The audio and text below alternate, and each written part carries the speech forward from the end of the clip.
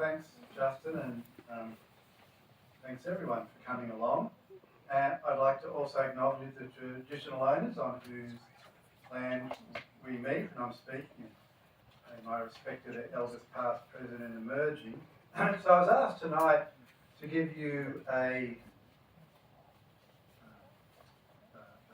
short overview. I've been asked to speak for about 20 minutes, giving you some of the main evidence we have and facts we have regarding the climate and biodiversity benefits of native forest protection. And I've got here 4 dot points. I'm going to illustrate them with some data, but they really sum up the main message regarding the mitigation benefits I'm talking about. And so one thing it's important to understand that the mitigation value of native forest is what we describe as the accumulating stock of carbon in the ecosystem. It's not just the carbon that's in the commercially useful wood, it's the carbon stored in the woody living biomass, the dead biomass, of course, woody debris, and the soil. And despite what you might have heard, native forest ecosystems continue to remove carbon from the atmosphere and accumulate carbon for hundreds of years, not just decades, but hundreds of years. We also know that unlogged forests store a lot more carbon than logged forests. It ranges because it depends on how heavily the forest is logged and what the forest management regime is. And this is for a very simple reason that most of the biomass carbon is stored in the woody biomass of big old trees. It's the big old trees that are the key here. And I've got a few slides on the last point. Only a small fraction of the carbon, I've said in an ecosystem, but of the carbon in a tree in a forest ecosystem ends up in a long-lived wood product. So I've got graphs and stuff because I'm a scientist and that's what we all do. And this is from a paper we did a number of years ago now where we went and we had data from over 200 forest plots in New South Wales and Victoria mainly, which we knew or had evidence they were largely in their natural condition, had not been logged. But to cut a long story short, and I don't have time to explain the graph, if you manage a forest, what this data is telling us is that the term we use is to manage a forest for commodity production, i.e. for commercial logging. If you do that in New South Wales, you'll be wanting trees to be around maybe 70 years old. If you manage a forest so that it's dominated by trees that are around that age, you only will be storing about 20% of the carbon that will be in a forest, a natural forest that's not being logged. Right? So there's a whole whack of carbon that's not in the forest. Now, where is it? Well, I've got a few slides to explain where it is. Again, this is a little diagram from another paper. We've got 3 cylinders. The one on the left represents a native forest in its natural state. The one in the middle is a secondary forest. It's a forest managed for commodity production. And the third one, just for comparison's sake, is where that's been converted to a plantation. And those numbers there, they're actually from a Victorian forest, a tall, wet forest, mountain ash forest in Tasmania. So they're actually real numbers. So I've got 600 tonnes of carbon per hectare in trees, another 300 in the soil. Once you subject that to forest management for commodity production, about 300 tonnes of carbon per hectare is lost to the atmosphere. And again, if you convert that to a plantation, there'd be another 180 tonnes lost in the atmosphere. So the bottom line is a natural forest, subject to natural processes, not logged for commercially, will store significantly more carbon than one that is. But what about the wood products? Someone mentioned wood products before. Well, those numbers are actually there. They're actually quite small compared to the numbers that are in the soil and in the biomass. So again, the complicated figure on the left is that's the from our paper. It shows the analysis we had to go through to work out how much carbon that's in a forest, in a tree, ends up in a wood product. And I've summarised that in the middle of the 100% of carbon in this case, the above ground biomass of the tree in the forest. The below ground biomass are roots. Only 5%, 5.2% ends up in a wood product. Only 5%. We did a similar study for Victorian ash forests, and that showed only 4% ended up in a wood product, and the longevity of that wood product was only 30 to 90 years. And that's significant because we also have to think about what's called the atmospheric lifetime of a pulse of CO2 that goes up into the atmosphere, because some of it gets reabsorbed by ecosystems and some of it gets reabsorbed into the ocean.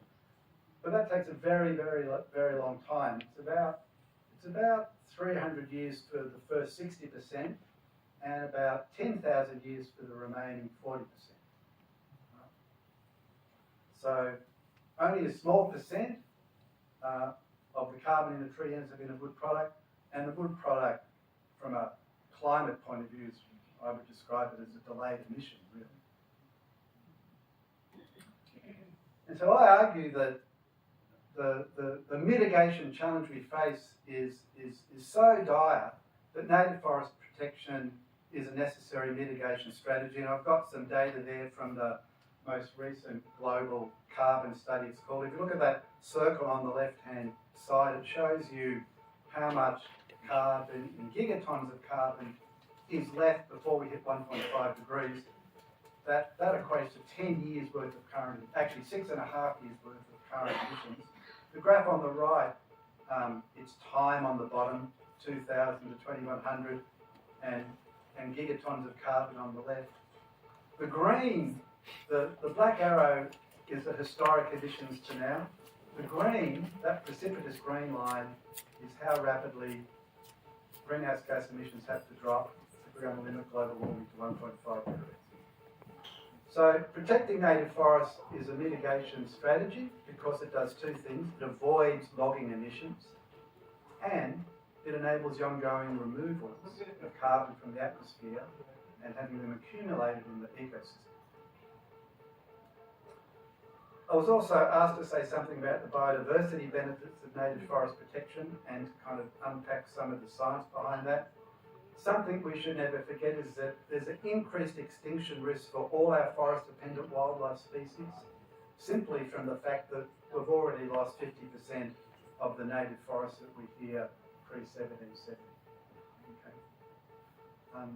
And as many of you know here, our ecologically mature and old-growth forests provide habitat resources needed by many threatened species, food, shelter, reproduction, that aren't provided by younger forests. And in particular, hollow-bearing trees are a critical resource for a whole array of our threatened species.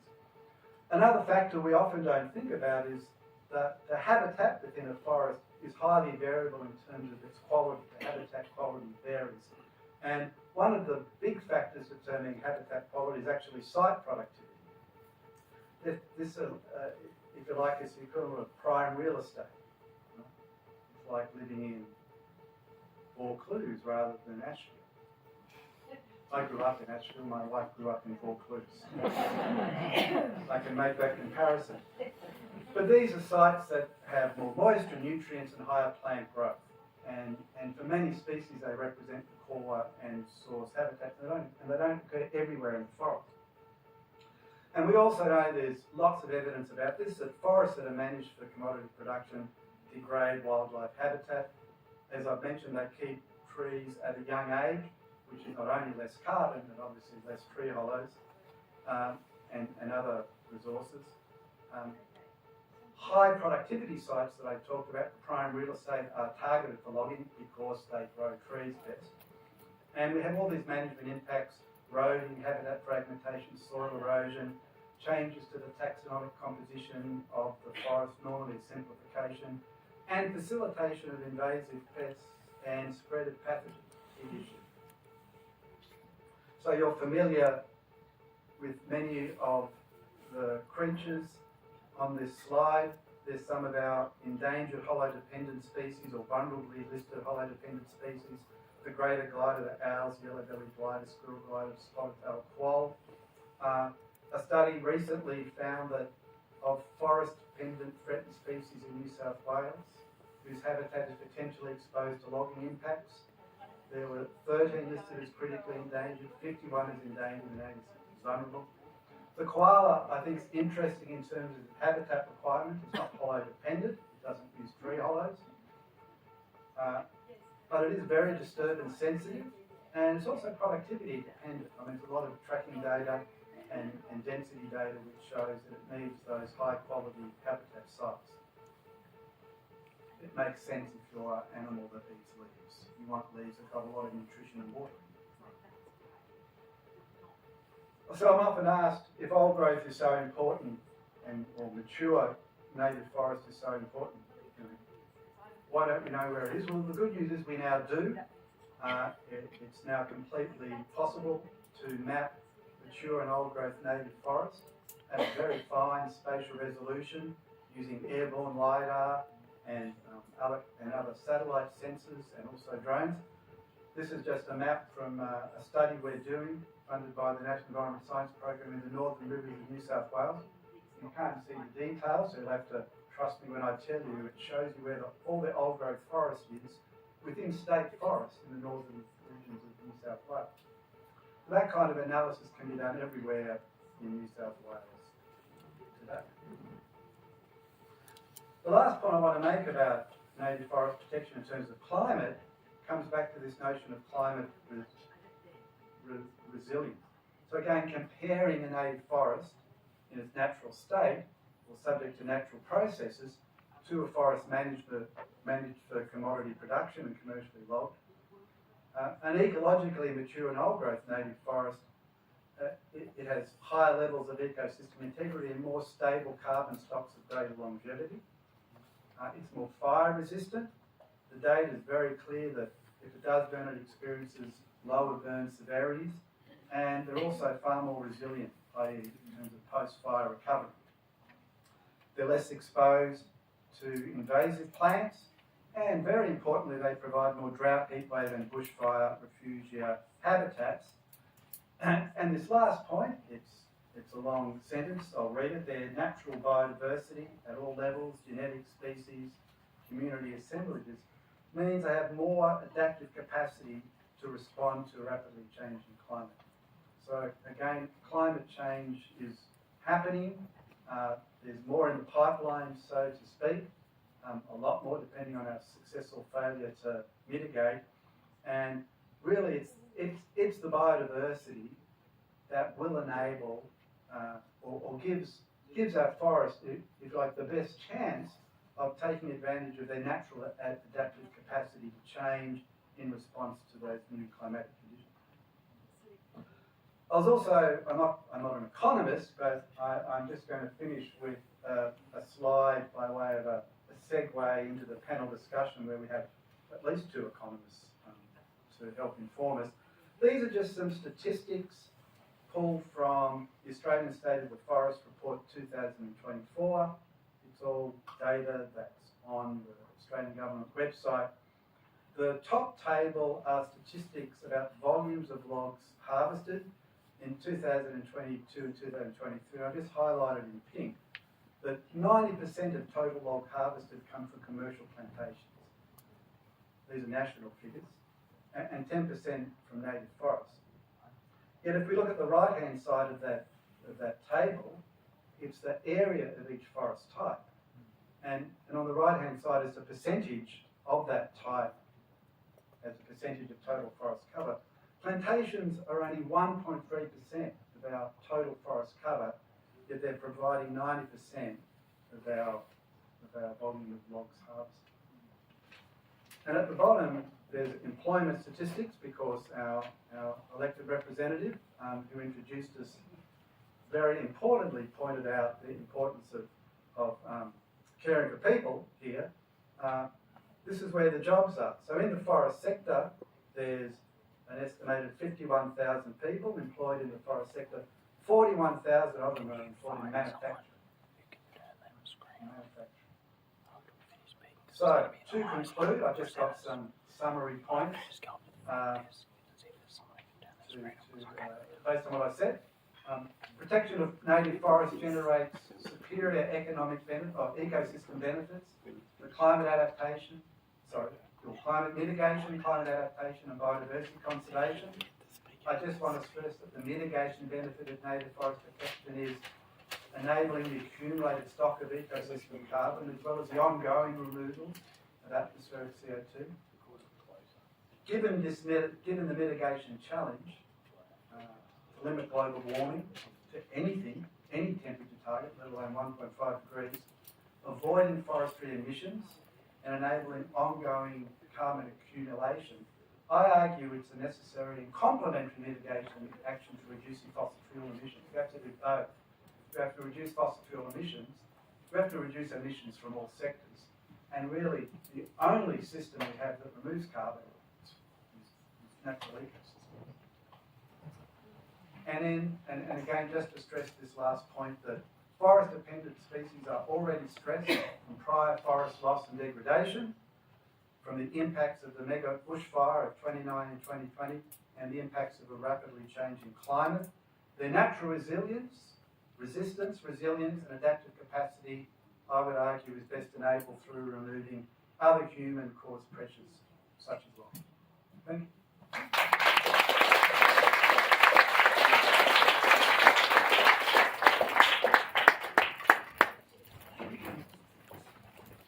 Thank you very much, Professor Mackey. I think that was a really good overview of the sorts of issues. Obviously, there's an imperative for change here. You've articulated that very well.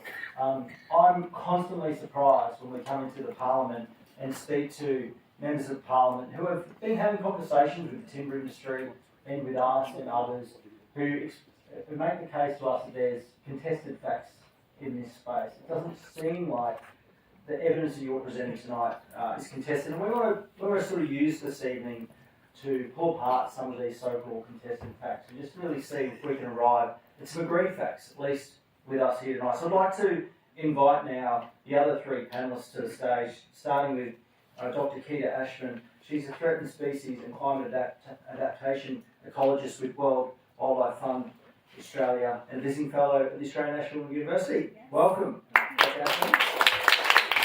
Dr. Ashman did a PhD in wildlife ecology focusing on koala spatial dynamics. Ms. David Cross is currently the Chief of Staff at UNSW, formerly the CEO of the Blueprint Institute, that prepared a report back in 2023 called Branching Out, Exploring Alternate Land Use Options for the Native Forests of New South Wales. Welcome, David. And Graham Phelan, an economist with Frontier Economics, who recently authored a report commissioned by WWF into forestry transition and regional employment in New South Wales. Welcome, Graham.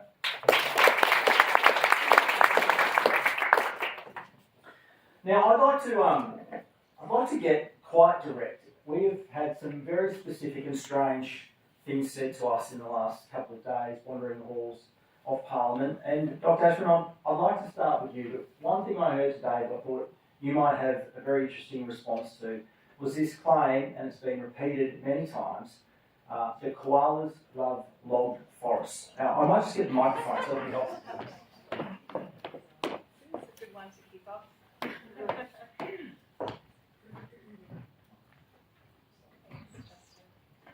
So can I ask you to maybe just address that claim with your expertise and knowledge about koalas, and maybe also extend on the simple answer with a longer explanation about that complex relationship between degradation in our forests and the ability not just for koalas to exist and be present, but to be able to genuinely thrive in the wild.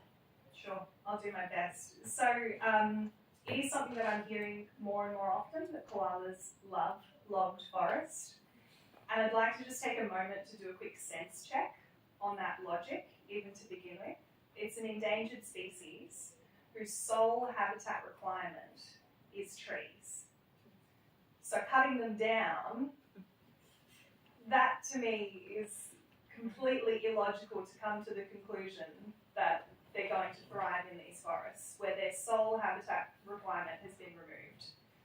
When I've heard this in the past, I've tried to think, well, where is this coming from?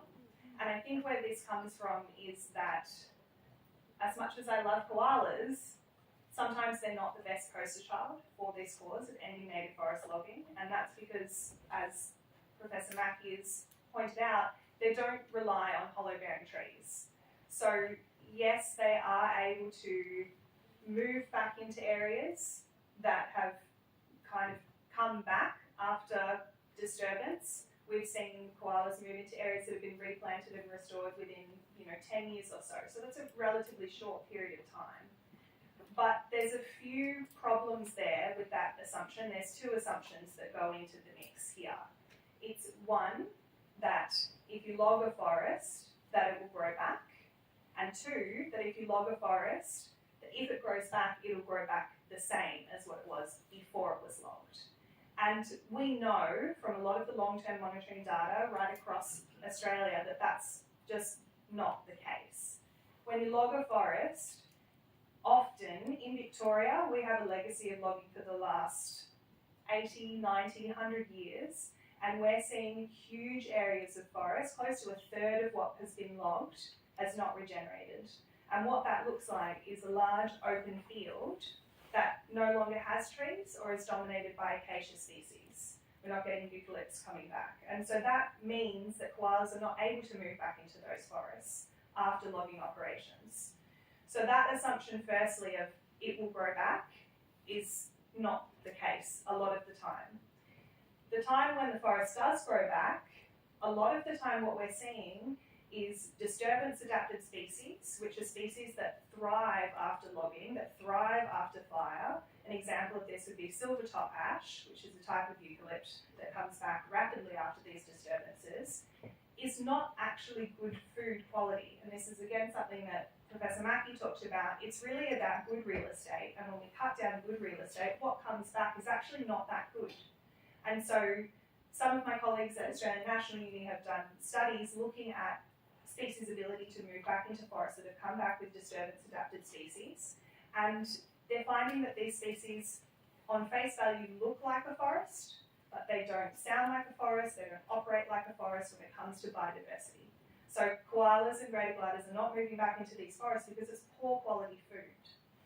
I think the third point that I want to make is just around this fallacy of koalas being able to persist in logged forest is really all built upon really poor quality data collection at the get-go.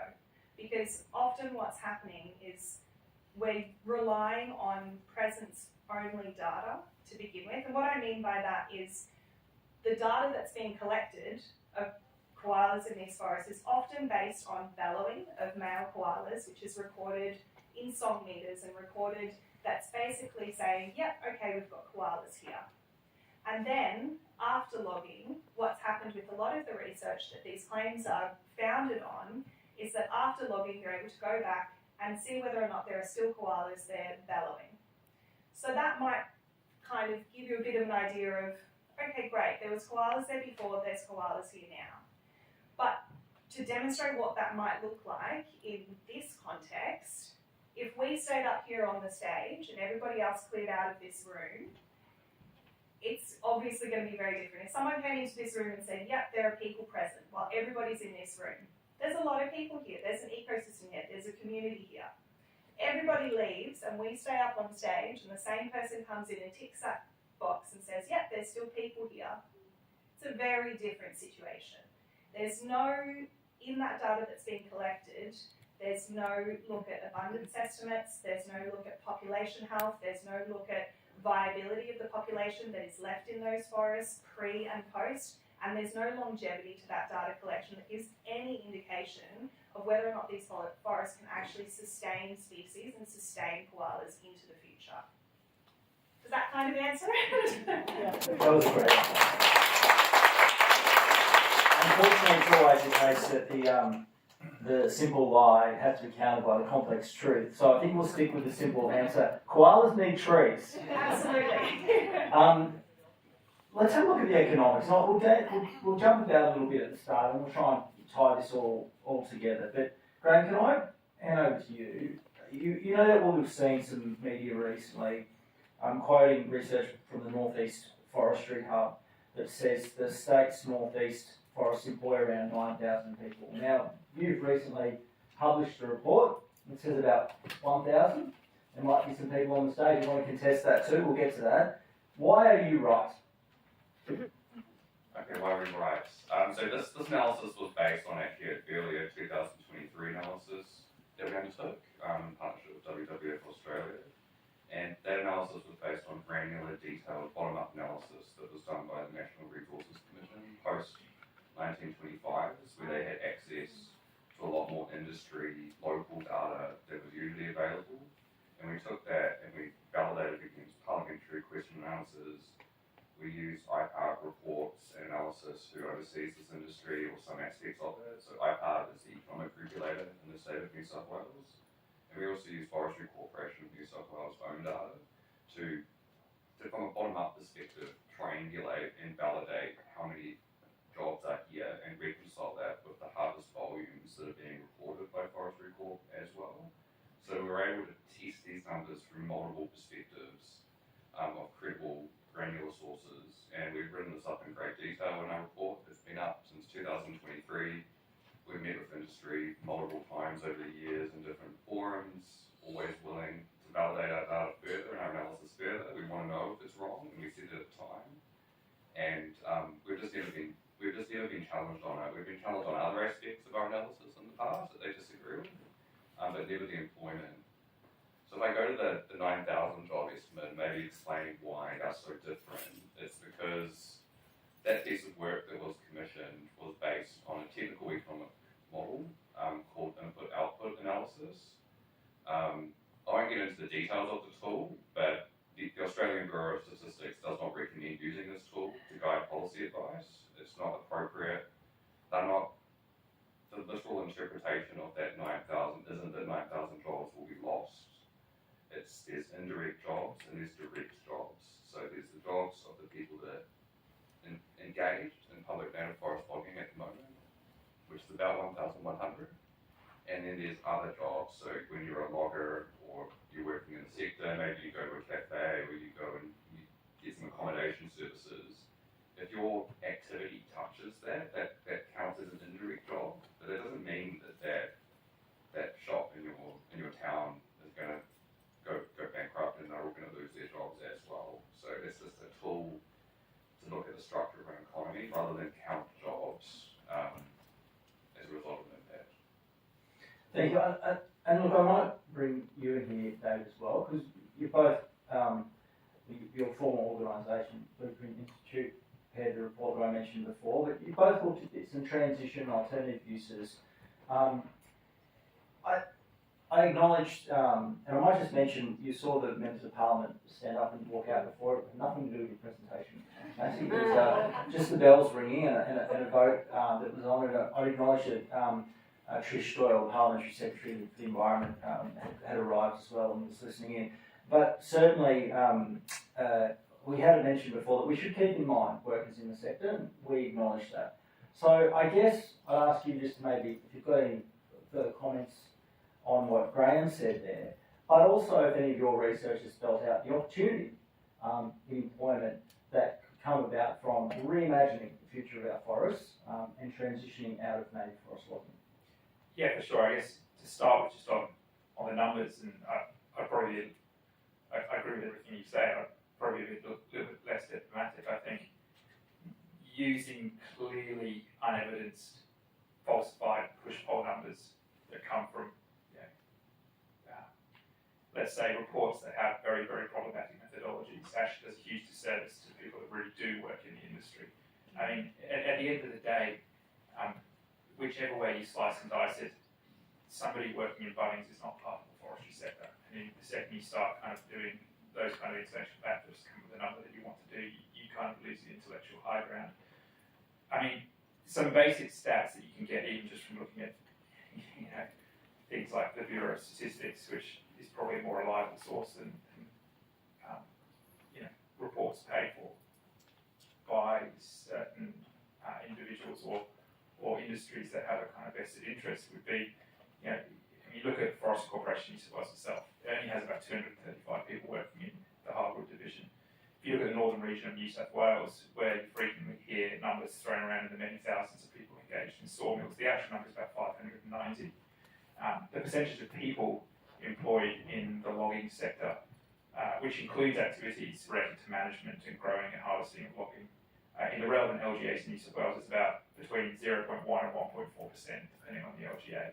And the percentage of people employed in adjacent industries, which includes manufacturing and sawmills and the like, is about 0.5 to 2.5%. So they're still significant numbers and they're still significant livelihoods, but I think you actually need to focus less on this at a macro picture of, you're going to have tens of thousands of people lose their jobs and communities devastated. More focus on the fact that you've got a small but significant number of people who have done this over quite often multiple generations, and to figure out how to make sure that those livelihoods are still viable. And this is kind of where the viability question comes in, because even if you take the ecological and environmental arguments out of the whole native forest logging debate, it is fiscally an unsustainable industry. It's one that's been, essentially around Australia in terminal decline in terms of its ability to make profit. It's predominantly in New South Wales, kept afloat through cross-subsidisation from the profitable Hardwood Plantation division of Forestry Corporation New South Wales, and periodic injections of capital from the taxpayer. And there's a whole separate argument you can have around the sense of the taxpayer subsidising, destroying native forests. But again, even if you're looking at, is this a viable industry over the long term when you can protect jobs, it just isn't. And so the question then moves to, what is a viable outcome for these people? And the obvious answer is, and this is where we kind of have to be realistic, where I think, quite often, and you see it more often in where you're looking at kind of transitioning coal-reliant communities away from coal. When we talk as a kind of group of collective of people that care about the environment and want to move towards ecologically sustainable practices, telling people who have been in a certain industry over multiple generations, just reskilling to get a different job is completely counterproductive. So we've got to look at how we can kind of enable the continuation of a viable industry in New South Wales that is overwhelmingly focused on plantation forests. Now we know, as we've seen previously, about 88% of wood in New South Wales already comes from softwood plantation forests. The difficult thing is how you establish hardwood plantation forests and how you have the right planning instruments and regulatory environment to allow for controlled harvesting of hardwoods on private land to make sure that you do protect the large-scale hardwood native forests that we have. And the answer there really is, it can be done. When people get into the specifics of how difficult it is over the long term to kind of grow hardwood, the scale of hardwood that's needed for construction, which again I'm sure we'll get into later on, but is massively overblown. But it can be done, and it can be done, and there's examples of where this has been done successfully overseas, particularly on the west coast of Canada, particularly in northern Europe. You can establish hardwood plantation forests, and they can be profitable as long as you don't overestimate the market for hardwood plantation trees. And again, the market is significantly smaller than you might think. But I'll leave it there because I'm sure we'll get into the markets. Well, we will, David, but let's maybe just expand on that a little bit now. I might throw to Professor Mackey if I could, because these are the sorts of responses we give, and then the very next one is, but where are we going to get our wood from? Where are we going to get our wood from? Professor Mackey, you have some quite remarkable stats. I'm not sure if people would have necessarily been across just a very small percentage of timber that ends up in a useful product, particularly high value products, as a result of the current native forest logging that's going on in New South Wales. So I'm happy for each of the panellists to provide their input into this question. But how would you respond to that question? But where do we get our wood from if we end native forest logging? Well, you know, where we're getting it now, which is from plantations. That's the answer.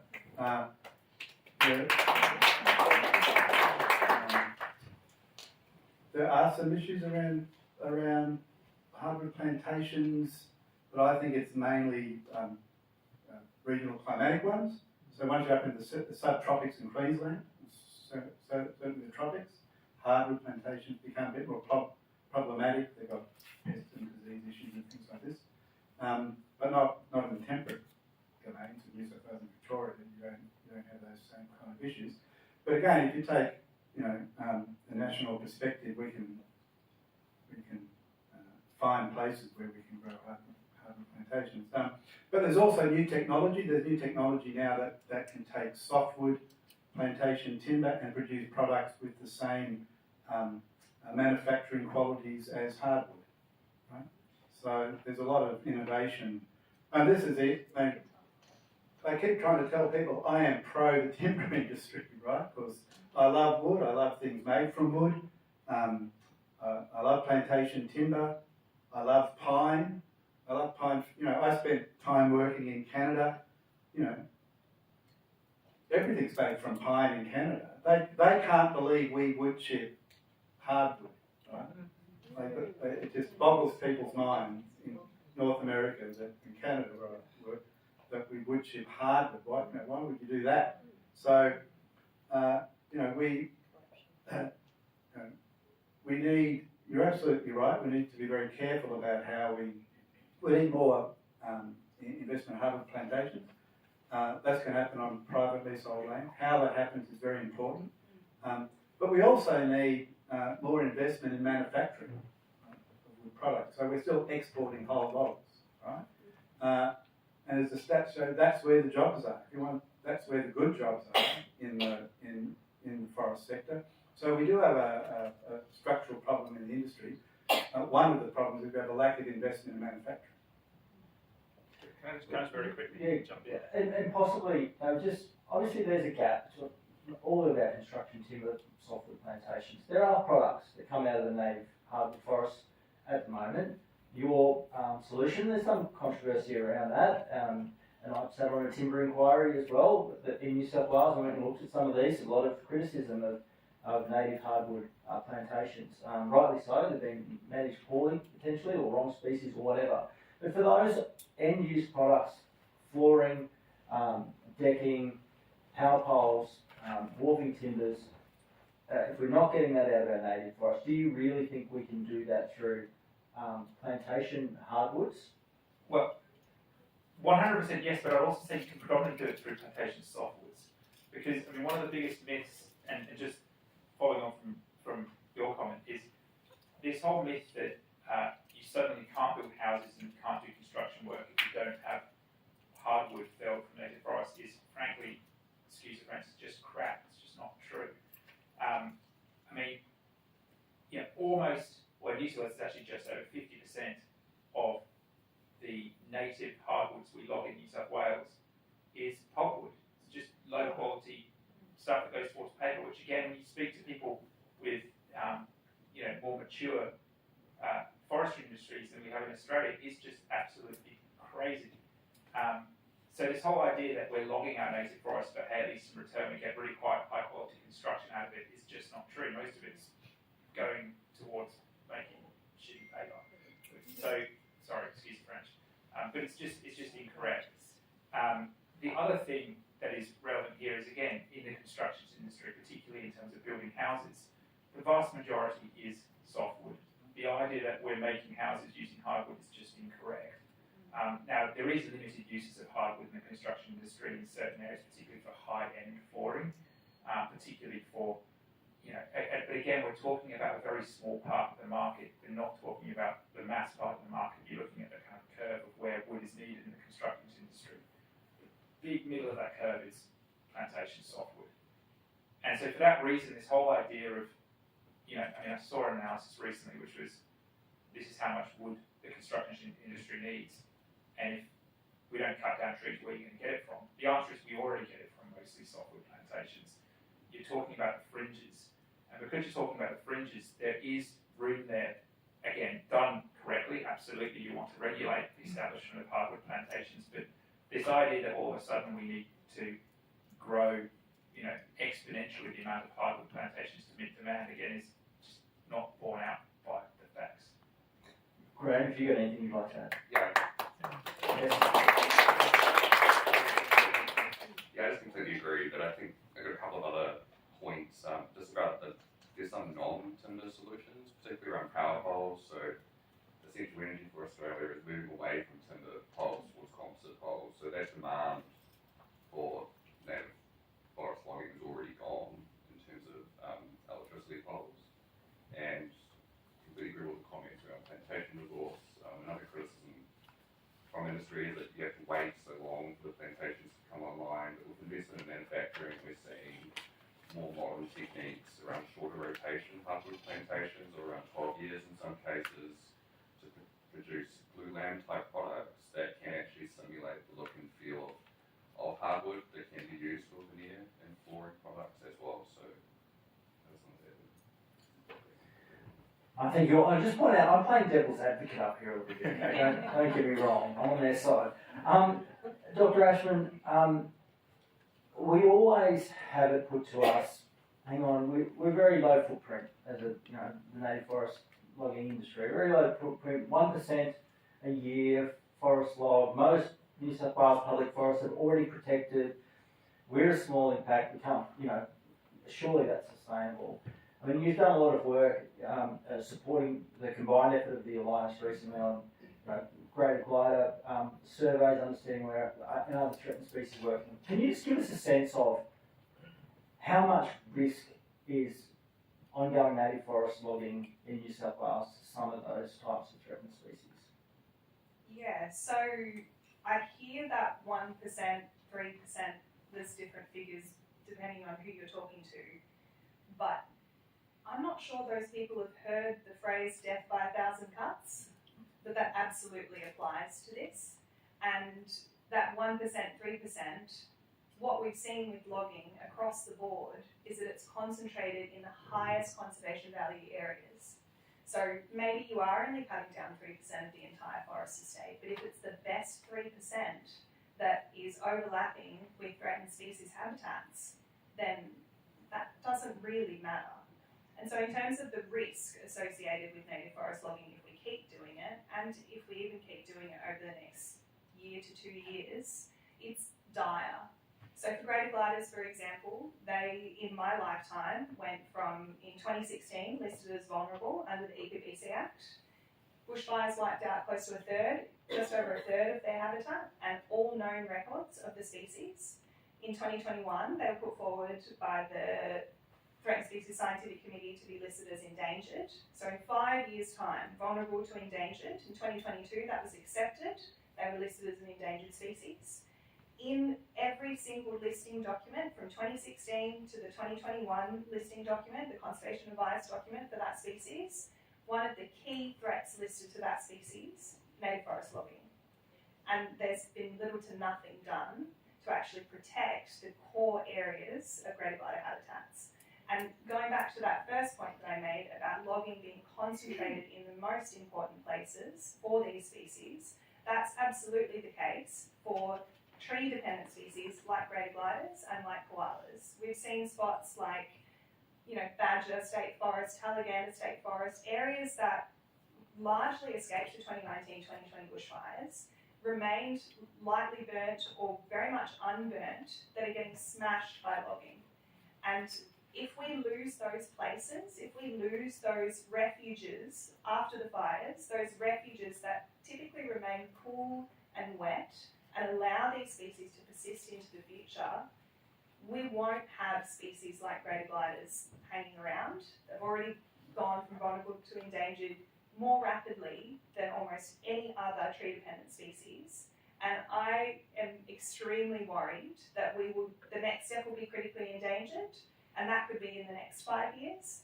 And after that, we're seeing them drop out state by state. Every state forest, we're seeing less and less gliders, and there's vast areas of forest where they used to be one of the most common species that we're now not observing them at all.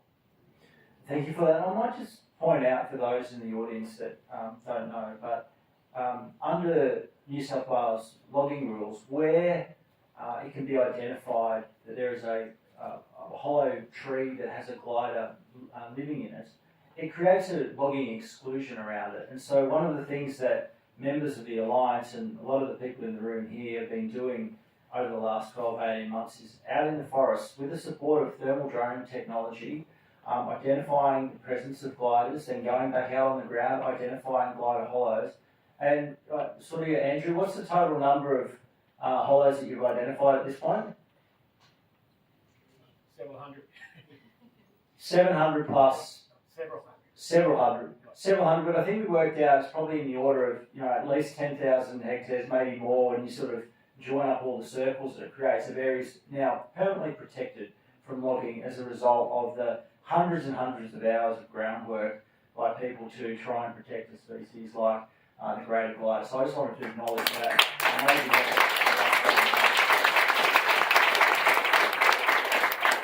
Professor Mackey, I often hear that, in actual facts, trees obviously store carbon, so if we cut them down and they regrow, we're storing more carbon.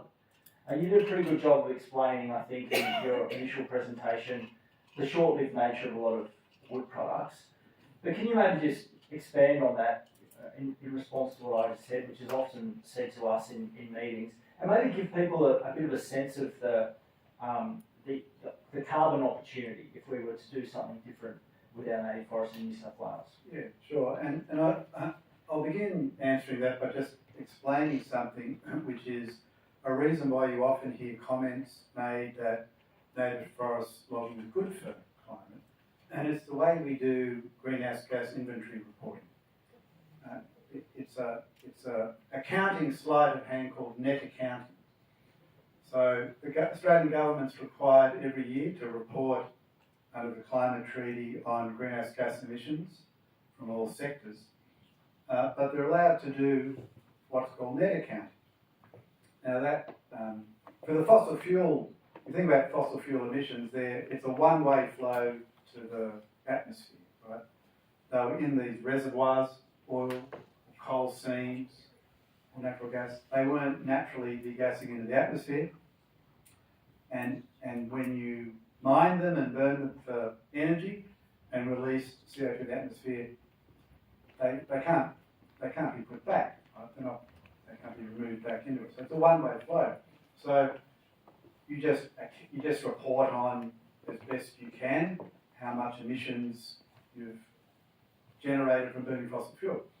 But when it comes to the land sector, you have natural ecosystems that naturally exchange carbon with the atmosphere. Plants absorb carbon dioxide, that's the substrate for used in photosynthesis to grow biomass, and cells respire, and things die and decompose, and that puts carbon back in the atmosphere.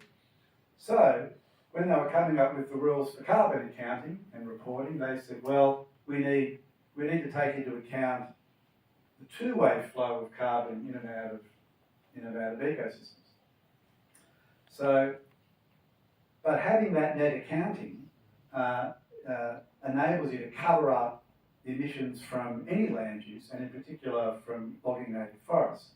So yes, nationally we log about 2% of Australia's native forests a year. So that means there's logging emissions coming from 2% of the forest. What are the other 98% of the forest doing? Well, they're growing naturally. And what does that involve? Removing carbon.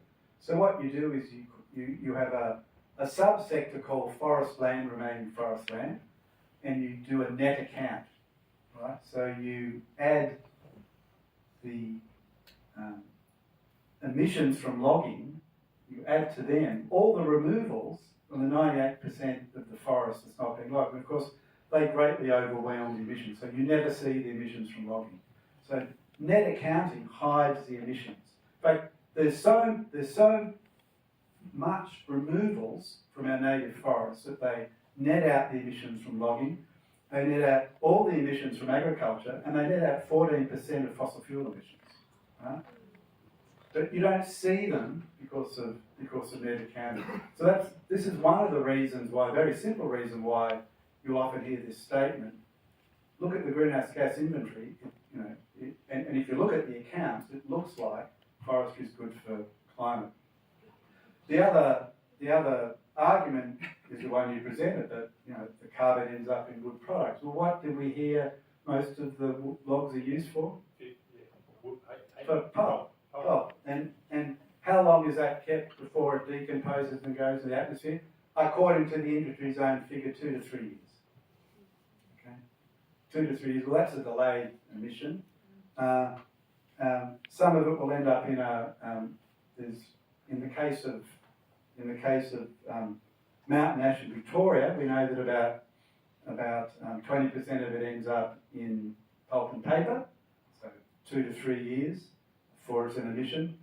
There's about 4.2%, which ends up in some kind of wood product, which has a kind of 30 to 70 year longevity.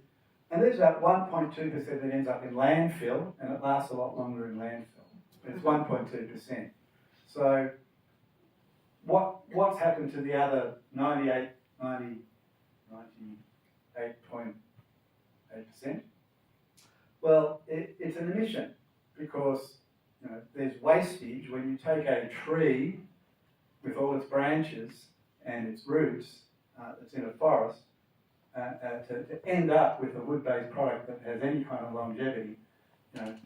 Only a small percent of the carbon that's in the tree ends up in the wood product. Most of it, it ends up being slash. About a third of it's slash is left in the forest to decompose, and there's just wastage in every kind of step of the manufacturing process. So they're the two arguments that are normally trucked out for saying that logging is good for climate.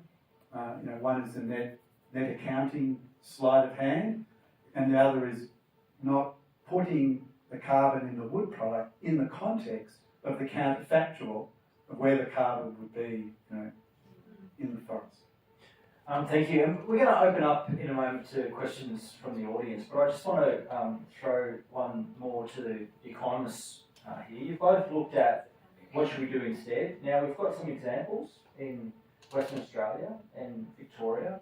It's been pointed out that the industry's been in a state of decline nationally for quite some time. Western Australia and Victoria have taken a step to end native forest logging, public native forest logging in those states. Are there any lessons that New South Wales, as we're thinking about this, and there is a government, in New South Wales genuinely looking at the future of the native forest timber industry in this state, what should they be thinking about, lessons learned from those other states to help inform their policy making? Do you want to start, Graham? Okay, sure. I think the biggest lesson from Victoria and WA is having a clear signal for industry to de-risk and incentivise investment in the transition. I think Victoria pulled forward its transition.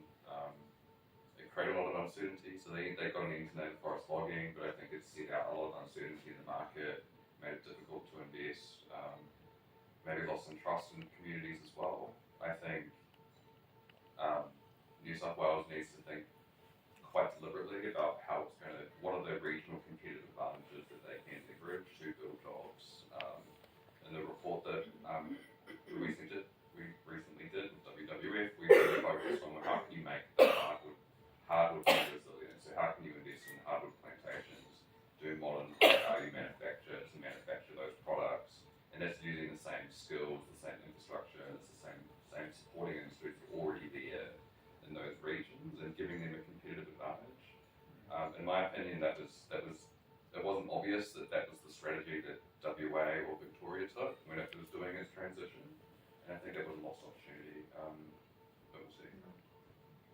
And David, for you. Yeah, I think there are two things that can be done in terms of lessons learned. The first, much like what you said, is to make sure you have a clear roadmap for transition out. And it goes to some of my earlier points about the importance of recognising the impact on those communities that are reliant on this industry. So it is having a clear roadmap towards establishing a sustainable hardwood plantation industry. But the other thing, and this might be a little bit controversial, I imagine, with one or two members of this room, is to to clearly identify alternate land usages for some of these native forests. Now, that's not to say alternate land usages are going to hurt the forest, but you can put value on this land that can really incentivise protection of it.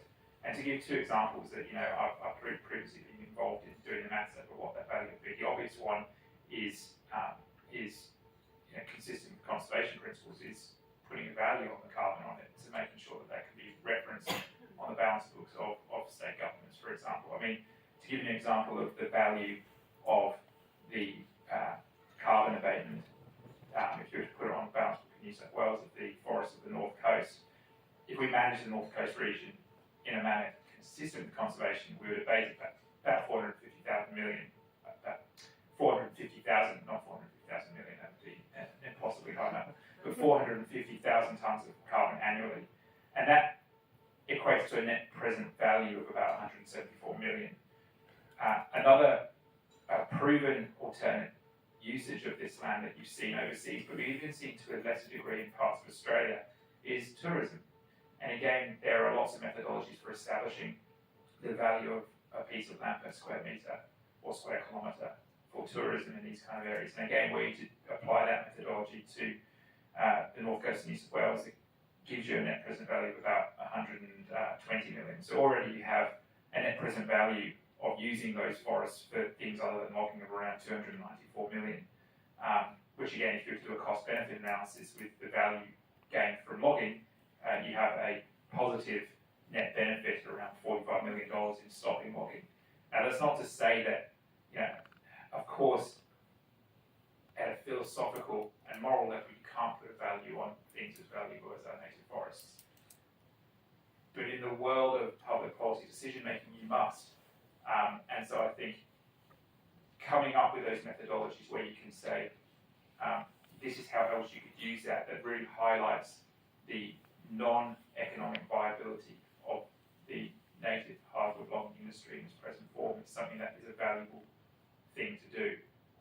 As I said, there are strong views on that, and at a philosophical level, I completely agree with the proposition that you can't put a value on a piece of natural capital because they're by kind of definition priceless. But the problem is that in expenditure review committee of cabinet, that is not an argument that flies, and so if that's an argument that we as conservationists use, you tend to get to the realms of government advocacy, and people will say, cool, okay, but what I do have in front of me here from the people that are proposing that this is a viable industry is, benefit cost ratios, net present values, and you've got to come up with an alternative to that. So I think looking at other land usages and putting values on it is important. Yeah, sure, Brendan. Yeah, I think there's a lot of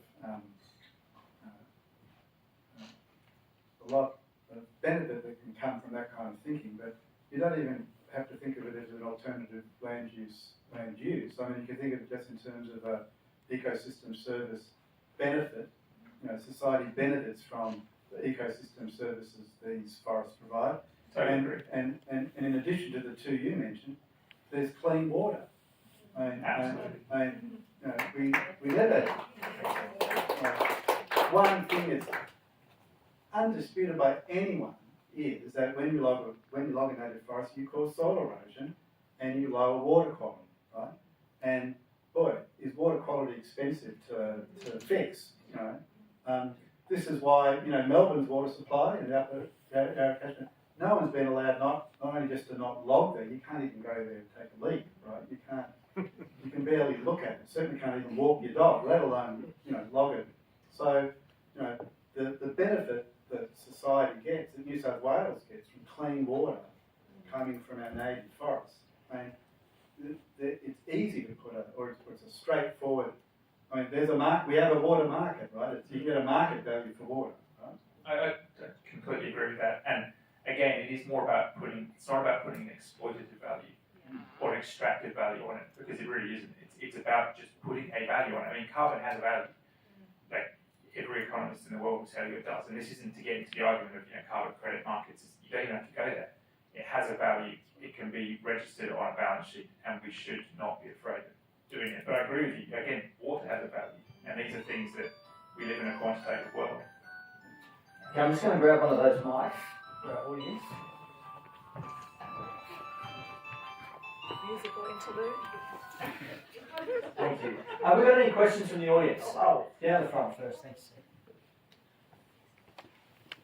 Maybe just indicate who you're directing your question to would be great, or if it's general, that's fine. I guess it's general. I want to thank the panel. That was a great presentation and I learned a lot. So one question I have is, maybe it's to David and Graham, but would we be aiming for a managed decline of the number of people that work in the forestry industry?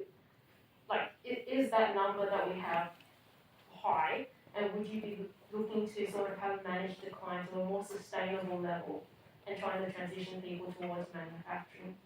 And the other point I just wanted to make was, why are we so focused on wood being the material for all these things that we are making out of it? Why would we not consider things that take up more carbon from the atmosphere and grow a lot faster, like hemp or bamboo?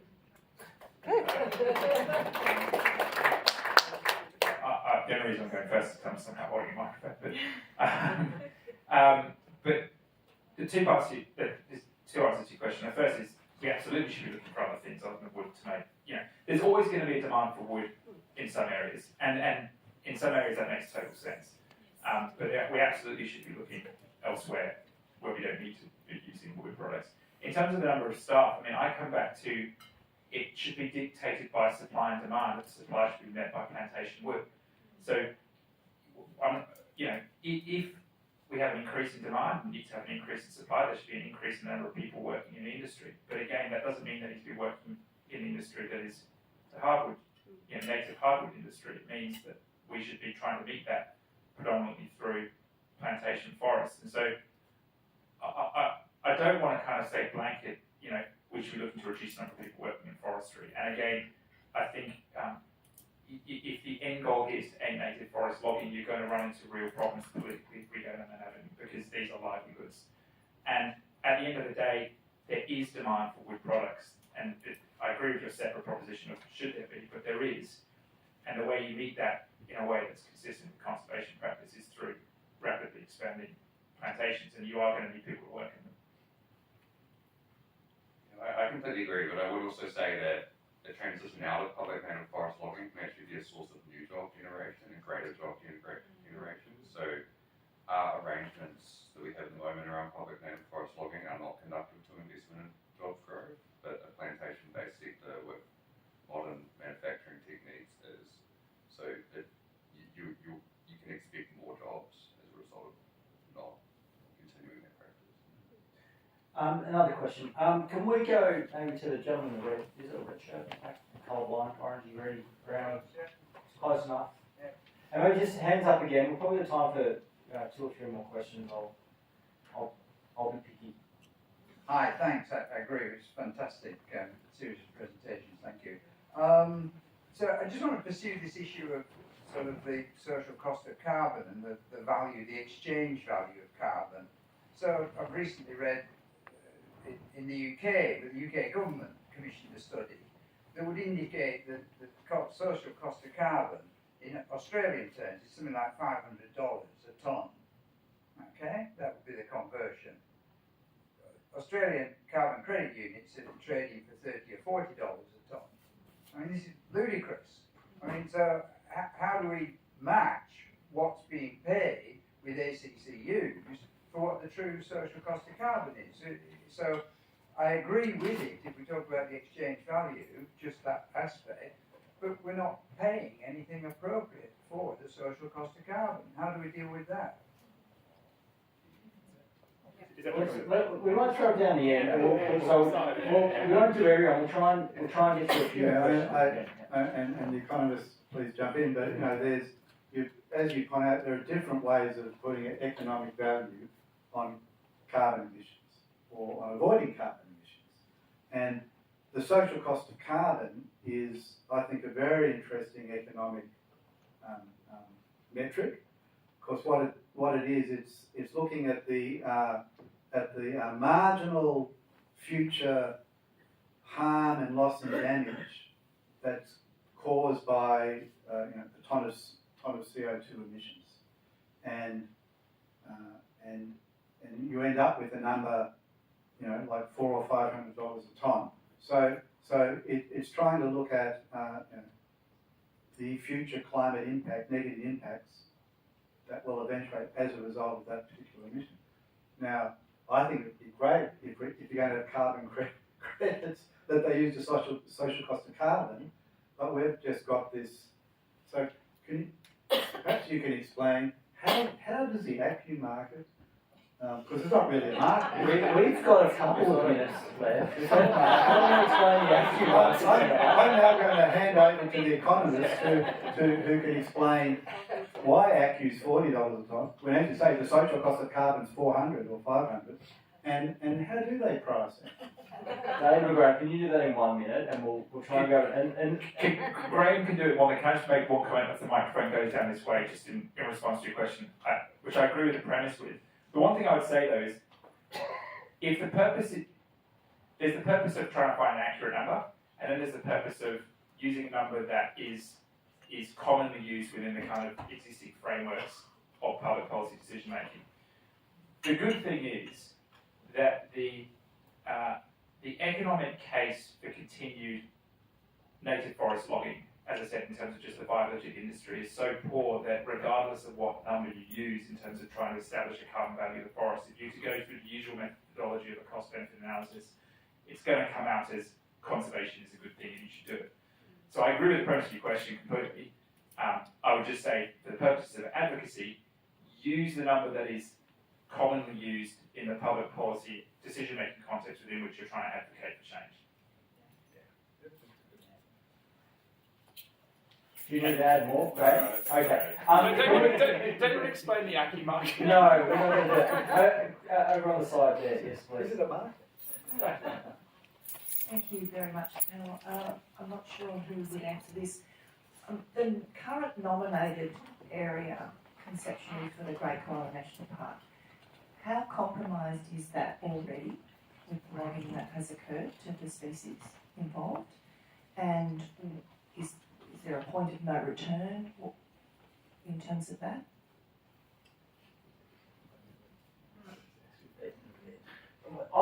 There's actually probably people in the audience that can better speak to that. So, put up your hand.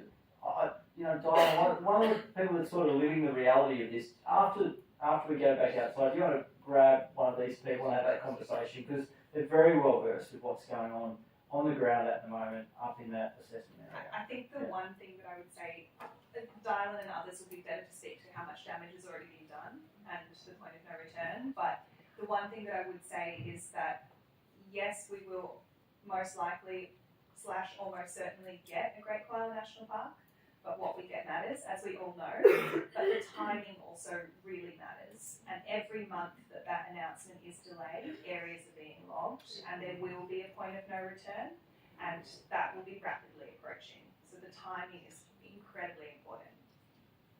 And I would just add, looking at it objectively, if you have a government which has made a commitment to establish a Great Koala National Park and has established a geographic area from within which the ban is going to fall, why wouldn't you have a moratorium on any logging until you Sorry, down the front, we'll have time for one more after. Hi, I just have a question about the plantations. So plantations in New South Wales at least are surrounded often by forests, national parks and native forests. If we're looking into a future of protecting native forests, where would you like to see plantations to be established? Degraded farmland, that sort of thing?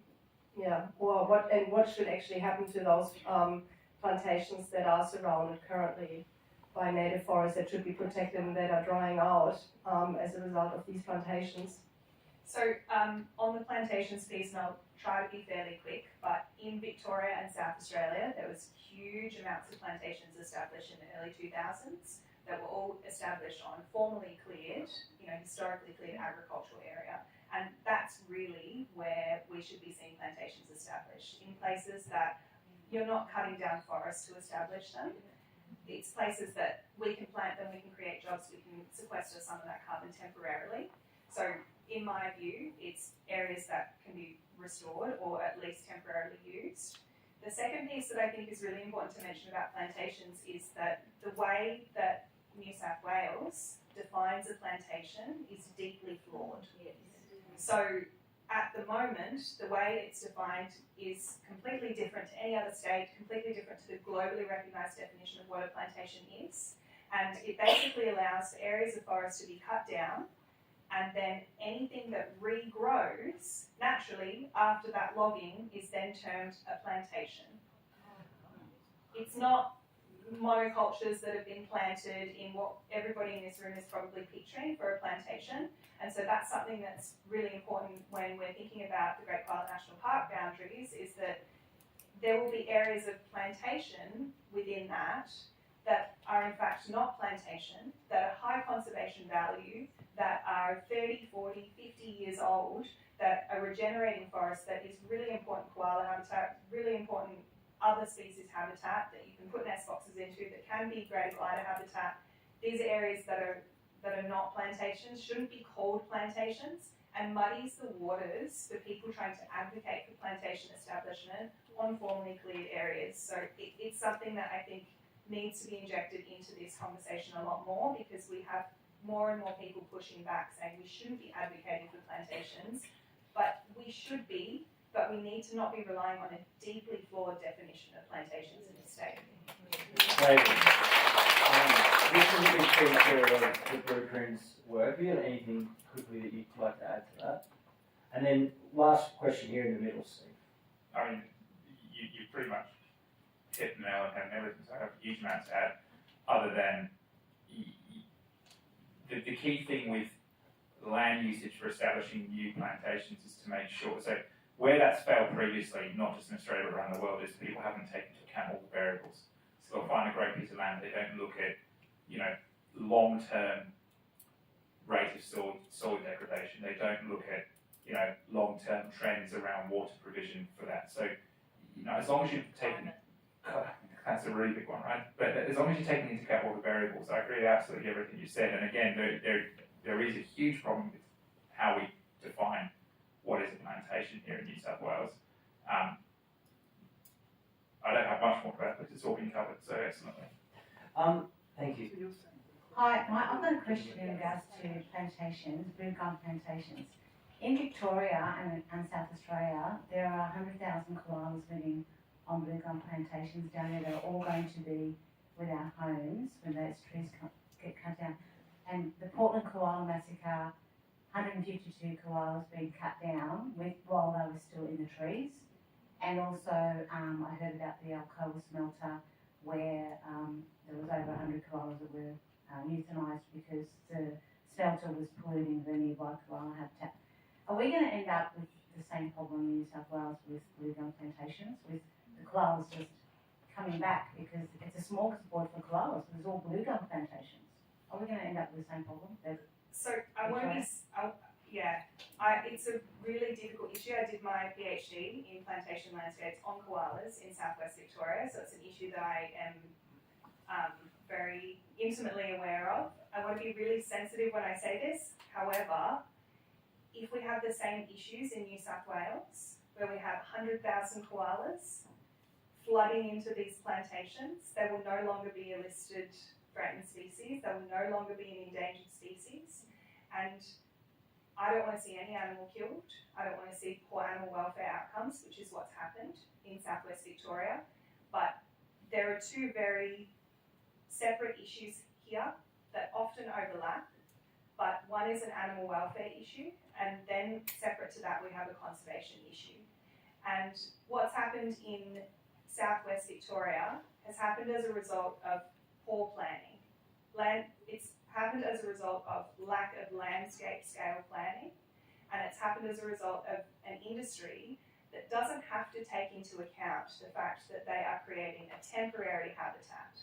There are absolutely ways that you can plant and establish plantations that allow for temporary habitat, that can build in things like corridors, that can build in things like doing good surveys pre-harvest to be able to set aside areas of habitat for those animals.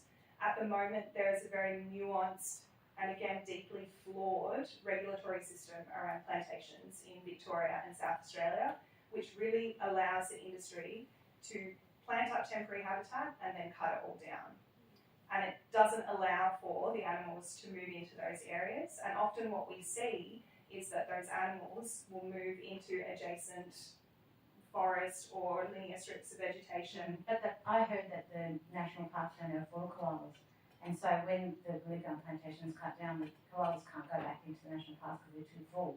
That's right. And they So just end up getting run over. And that's right. So it is an issue not everywhere in Victoria, but in places like Portland, Framlingham, Cape Otway, these are issues of overabundance where there are effectively many, many koalas living in these microcosms where they are resulting in poor animal welfare outcomes. And as, I don't know if this needs to be said here, but the koala isn't listed as an endangered species in Victoria or South Australia. so basically the government doesn't really care. Sounds like. I think the government doesn't want to see koalas get killed, but I don't think that they have any impetus to do much about it because it's not a threatened I read in the species. newspaper that koalas were ending up in wood chippers alive. Sorry? I read in the newspaper that koalas were ending up in wood chippers alive in Victoria. And I bawled my eyes out when I read that. My husband didn't believe me when I told him. Yeah, I'm really.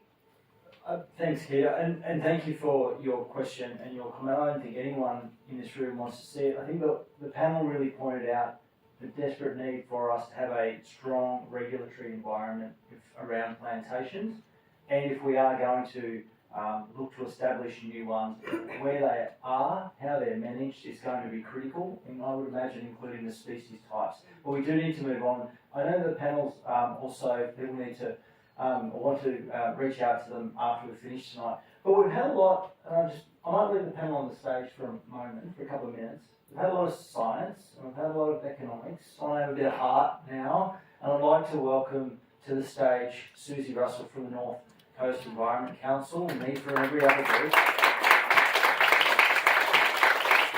And my reason for inviting Susie up to close things out tonight was just to really paint the picture of what this is actually all about for someone that lives in and around our forests and lives this every day.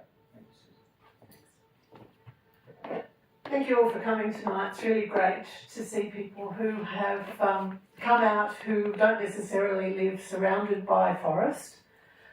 I think the situation for forests in Australia is really quite dire. We're talking about the tall forests, the forests that are cut down for timber. And those forests are really only found in a very thin strip down the east coast of Australia, pretty much on the east side of the Great Dividing Range. And there's also a small area in southwest WA. It's worth getting on a satellite image and having a look at the dark green areas along the coast and seeing that that's what we're talking about. And of course, many of those forests have already been heavily logged. So, particularly in New South Wales, we have this amazing interaction between rainforests and eucalypt forests. And before the rainforest logging was stopped by people like us protesting and agitating and lobbying, in my area, something like 95% of the rainforest had already been logged.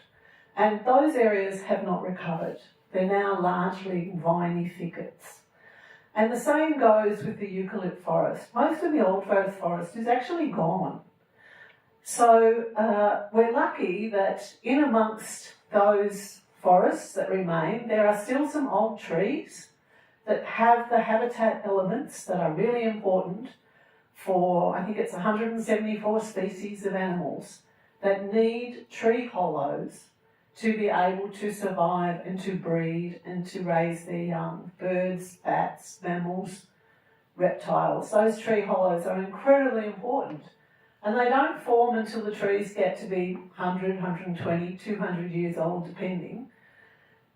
And what we're seeing is that in many parts of New South Wales, those tree hollows, those trees, they were called defective trees, and they were wiped out by the Forestry Commission, as it was then called, as a part of a timber stand improvement program. So in the forests, mainly steep country forests, we're still seeing some of those old trees remain. But again, many are chopped down because it's an occupational health and safety issue, or because it's in the way, or because of some other reason. So we've talked about, we've heard forests are important for carbon, forests are important for animals. They're absolutely vital for those animals that depend on the tree hollows. They're also really important not just for water quality, but they help bring the rain, and they store the rain in the soil, and they release the rain slowly.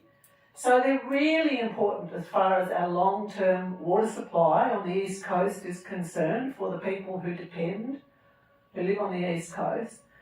But I just want to tell you quickly about the story of the forest near me. I live west of Port Macquarie on the Bulga Plateau. The forest near me is the Bulga Forest. It was actually not burnt badly in the fires of 2019. And so we thought we would go out and start to have a look and see what was there. We thought we might find some koalas. So we went out during the day looking for koala scats, koala poo, which is how you know if there's a koala around. We found a few. And then we went out spotlighting at night, and to our absolute amazement, we found that in a lot of these old trees that were sort of damaged, defective trees, there were greater gliders.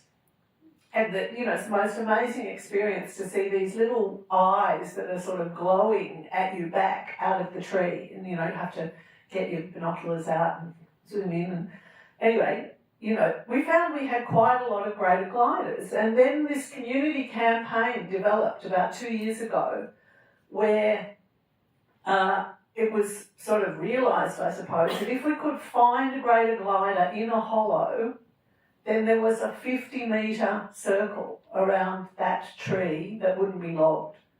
So it was a real incentive to get out and start trying to find gliders in hollows. And we had many, many nights where we went out and people of lesser ability just sat in a chair watching a hollow with a torch, and people with more ability ran through the forest trying to find gliders in hollows.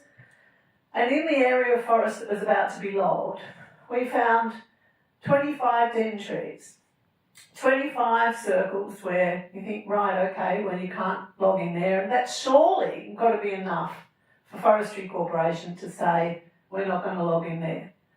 Well, no, it wasn't enough, and the logging began, and of course, after having been out there for months and months and months, trying to find gliders, trying to find homes to protect areas, people were really upset. We were all really upset. And so as a small community, we decided that we would do the only thing that you can do in those circumstances, really, and that is to attach ourselves one at a time to the logging machinery to try and stop the logging for the day.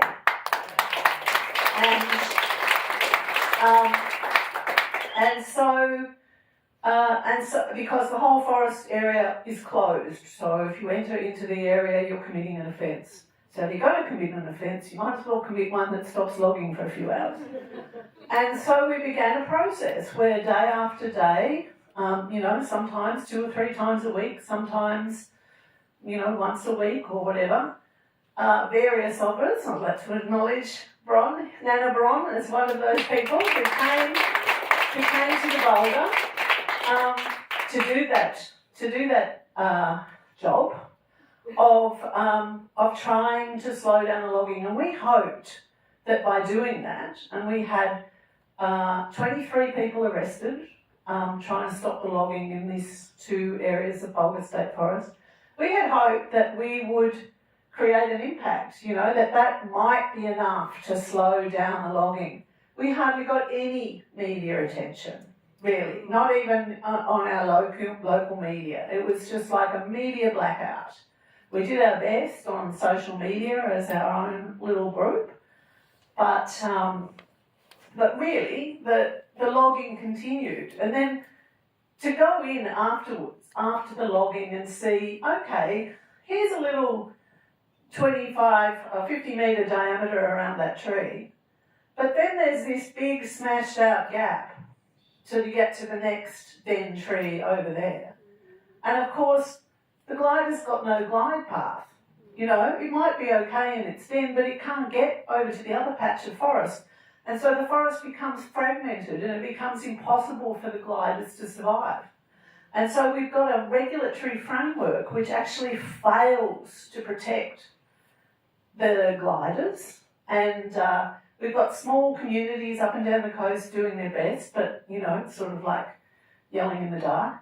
And so it's so important, the role that people in the city can play, because many of you live in electorates that are, where you have Labor, you have members of the government as your elected representatives. You know, you can play a really important role in getting our voices and our messages into the government. Because I live in a National Party seat, they don't care. You know, they just think that I should have the book thrown at me and, you know, sent to jail or whatever. But so we really appreciate and need the efforts of people in the city to try and think about what you can do. Can you write letters? Can you make phone calls? Can you actually go and visit your Member of Parliament? Can you join a group? Can you go out and have a look at the forest? There are all sorts of things that you can do. Contact the local conservation organisations, get involved, because we need to create a groundswell of people who care. And we are running out of time because the climate change, if anyone's paying attention to what's happening to global temperatures and to sea level temperatures and to all those things, it's barrelling towards us really fast. And we need to protect those forests now because, as Professor Mackey said, they are part of the resilience of the planet, of life on this planet, of the web of life. Those forests play a critical role in maintaining the water supply, maintaining the biodiversity, and in that sense they maintain us. So please, if the message from us to you tonight is to go away, get active and do something. Woo!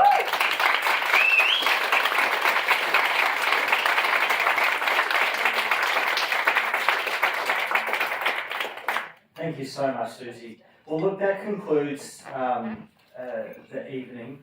I hope you found it valuable. I hope we've given you facts that enable you to challenge maybe something that's said to you by your local MP when you go to visit them and ask them why they're not doing more to address this issue, and they raise one of the nonsense facts that our panellists here have addressed today. Maybe thank you, Susie, for connecting everyone with what's happening on the ground in the regions and the effort that so many communities are putting into protecting our forests.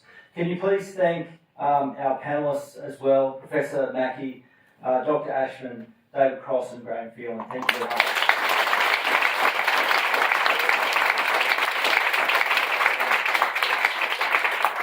Thank you for making the effort to come out tonight. We'll be in the foyer for a little while if you've got any questions you'd like to throw at the panellists or any of the activists that are in the room as well who'd be happy to talk to you, I'm sure. Thank you so much.